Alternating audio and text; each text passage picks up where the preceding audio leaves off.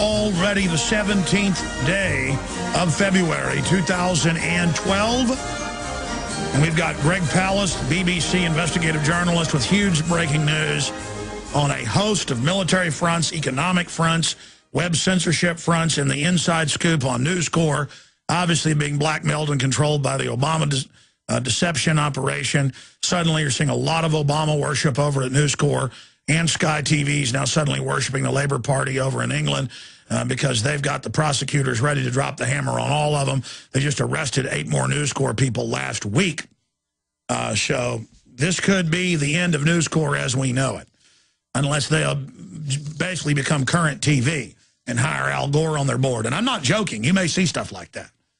So this may be the only way the globalist liberal arm of the New World Order can actually get viewers, is to actually have a hostile intelligence operation takeover of News Corps through blackmail. Of course, News Corps has got plenty of dirt on the left arm of the New World Order that they're part of, but there is infighting inside the system. The Founding Fathers said over and over again, the one thing that'll stop tyranny, there's 2 things: a vigilant, active population with a Republican form of government. A republic doesn't mean Republican Party if you're a new listener. Every time I say Republican form of government, they go, how dare you say a Republican government only? That's not what we're talking about. Side issue. The point is that you need an active, awake, informed, involved population that defends liberty aggressively. But you've also, in this fight, on top of that, need to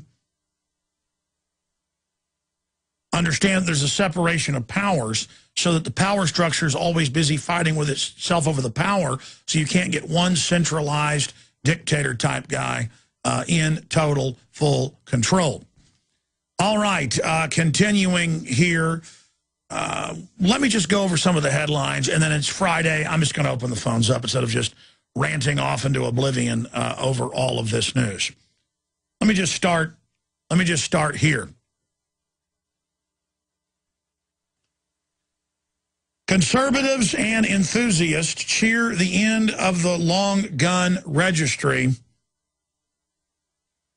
in Canada. National Post. Now, Canadians a decade ago said when they pass this, they're going to use it for gun confiscation. And indeed, they would just come confiscate legal collections of firearms, trumping up reasons. It's been all over their news. And so now the long gun registry is gone, not the handgun registry. But the long gun registry has been overturned. And again, we're having overall victories against the social engineers. They're still taking over infrastructure and have the high ground politically and with their printing presses of fiat money, but they morally have the low ground. And that's why I've seen the polls roughly go from 50% or so for restricting the Second Amendment in the 70s and 80s to now some polls as high as 80% want less gun laws. They understand it's about victim disarmament. The government can't and won't protect you. I've seen numbers, you can pull these up, where back in the 70s, right around 60% of people or so, depending on which study, were for abortion. They've been sold it's not a human and it's no big deal and it's trendy and cool and a civil right. And the lies that, well, if it's to save the woman's life, shouldn't you have an abortion? It's not called an abortion. It's called a medical procedure if it's to save the woman's life, okay? More lies, more deception. Nobody's not going to go in and do a procedure. Unfortunately, the baby dies over the mother, okay? That's always been the way it is in just modern medicine. But now it's upwards of 75, 80% are against abortion. You can just type that in, tide turns, America now anti-abortion, especially in young people. The numbers are in the 90s in some cases. So there's been a total flipping. People are anti-gun grabbing now, anti-gun control. They're for controlling the gun in their hand, real gun control. They're anti-abortion. They're anti-UN. They're anti-globalist. See, the globalists were able to take over America through traitor media, by owning the media. They were able to slowly brainwash people, twist things, sell things. But the fad's over. Honeymoon's over. Honeymoon's over. I mean, in Canada, despite the globalists in control of that parliament, the Queen suspending their parliament 3 times in the last 4 years and all of it, over things like this, they have now overturned the major gun registry. Boom! Victory. This is a big deal. You know, you remember 3 years ago when the Copenhagen document got leaked, and it was for world government. They were trying to get it passed without the third world seeing it. In one day, all this came out in the internal emails of the UN, fixing the numbers globally, and we've got to hide this fraud, and it's all about reducing population, and all the eugenics boards. I had the guys go buy champagne, and we literally drank an $80 bottle of champagne in here, which is a lot for, you know, around here, folks. And I mean, and I said, you know what? I mean, after the show, I actually, and I'm not saying you should celebrate with alcohol, but it was like I just won the Indy 500. All of us did. I drove to the store, got a bottle of champagne, and went home with my wife. And we had that bottle of wine. I mean, I just, it's so good. We can do it. I just start feeling so good when I think about it. We can beat these people, ladies and gentlemen. I know we can, and people haven't learned that yet, but they're starting to. And in the understanding that we can win and we've got strength is the victory. In the understanding of how strong we are, we can win. I mean, I know a lot of you are like, why has this guy just got tears in his eyes? You know, involuntarily, over going back to that moment. It's because you get excited when your team wins the Super Bowl or the playoffs. I've seen grown men get just like I did, and coaches cry. I mean, back when I was a teenager, I'd cry when the Cowboys won. You know, get a tear in my eye of happiness while we were high-fiving, you know, at a barbecue. That's a simulation of what real humanity is. I get an endorphin rush just going back to watching that enemy Death Star blow up. And I told you that was going to reverse their entire environmental eugenics movement. And it's been a major wedge into their operation. It has been devastating, and they admit it.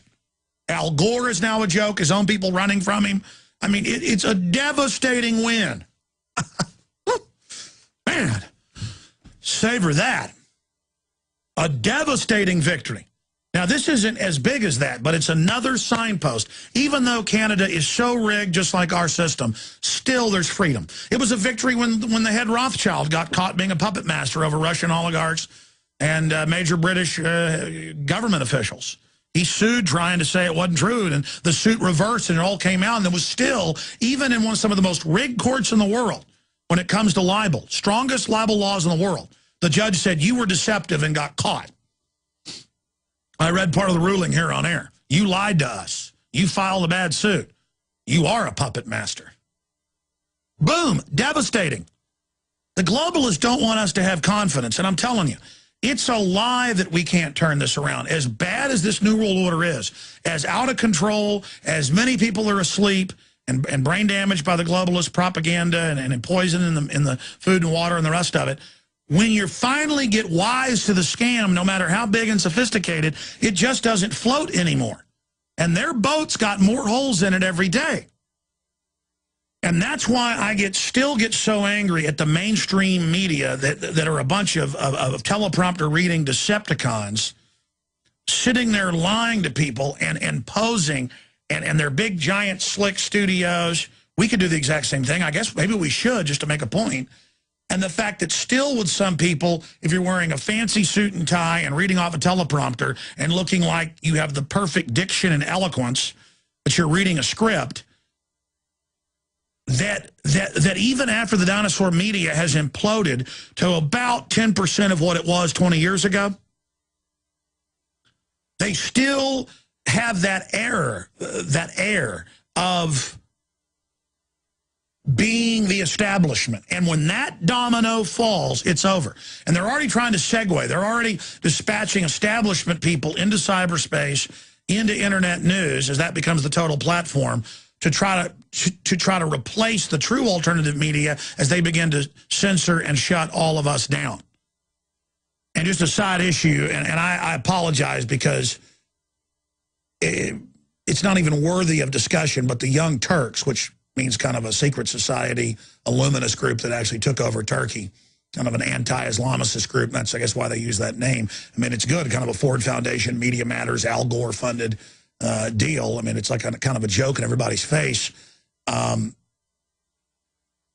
that's where that name comes from. I just saw some video where they were saying they're the #1 news show on the internet in the world. And I said, if you look at Alexa And if you look at all of our internet traffic and streams and podcasts and all of our YouTube channels, we dwarf them, and a bunch of other people dwarf them. And, I mean, Glenn Beck's bigger than they are on the internet.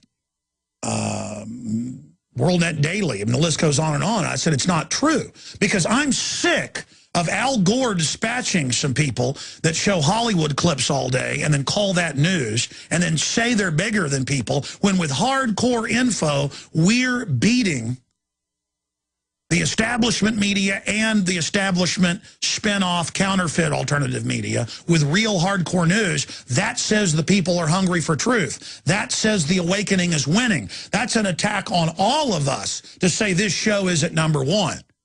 Number one in full spectrum alternative media. Drudge is indisputed number one in old line media, alternative media, and agenda setting. There's just nothing compared to it.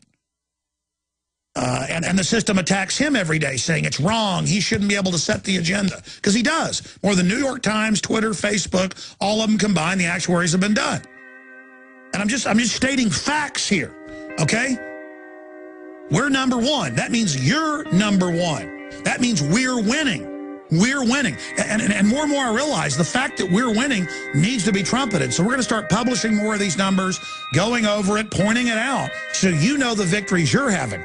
I want you to email, I want you to Facebook, I want you to Twitter out Infowars.com to everybody. The more they try to censor us, the more we got to fight back. Which could be the end of News Corps as we know it, unless they basically become current TV and hire Al Gore on their board. And I'm not joking. You may see stuff like that. So this may be the only way the globalist liberal arm of the New World Order can actually get viewers, is to actually have a hostile intelligence operation takeover of News Corps through blackmail. Of course, News Corps has got plenty of dirt on the left. The point is that you need an active, awake, informed, involved population that defends liberty aggressively, but you've also, in this fight, on top of that, need to understand there's a separation of powers so that the military fronts, economic fronts, web censorship fronts, and the inside scoop on News Corps, obviously being blackmailed and controlled by the Obama deception operation. Suddenly you're seeing a lot of Obama worship over at News Corps, and Sky TV's now suddenly worshiping the Labour Party over in England because they've got the prosecutors ready to drop the hammer on all of them. They just arrested 8 more News Corps people last week. So this...